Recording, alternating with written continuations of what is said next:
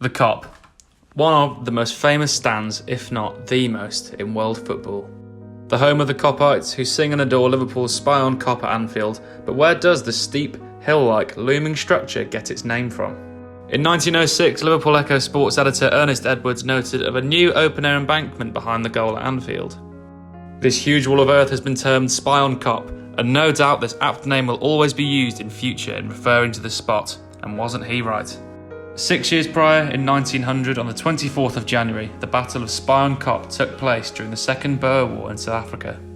The Boer Wars were fought between October 1899 and May 1902, between Great Britain and the two Boer republics, the South African Republic and the Orange Free State. The Boers were outnumbered massively by the enemy, but their determination and skill set back the British, who eventually prevailed with some very controversial tactics. Specifically, the Battle of the Spion Kop was a campaign by the British Army to relieve the besieged city of Ladysmith. The objective of the Brits was to capture a hilltop around 24 miles outside of Ladysmith, and the hill's name? Spion Kop. In Afrikaans, the word Spion means spy and Kop means hill.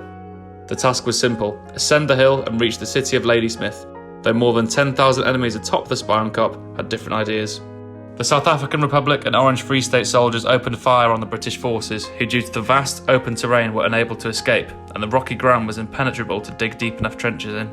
More than 300 men were killed and over 1,500 were wounded during the bloody siege, with the majority of casualties hailing from Lancashire, particularly the city of Liverpool and Merseyside.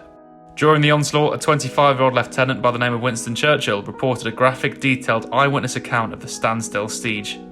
It was a huge loss for the British Army and a major setback in the Second Boer War campaign, but even more so, a huge loss for Liverpudlians.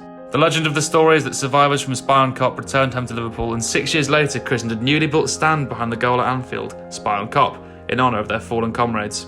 The stand was formally named the Kop in 1928 when a roof was added, and the embankment was extended to a 27,000 capacity, and the legend of the stand was cemented in the club's history.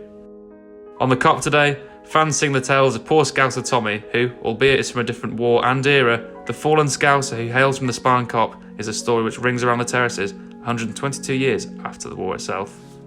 The Spion Kop will forever be a massive part of Liverpool's history and identity, in honour of those brave men from Merseyside lost on the South African battlefield in 1900.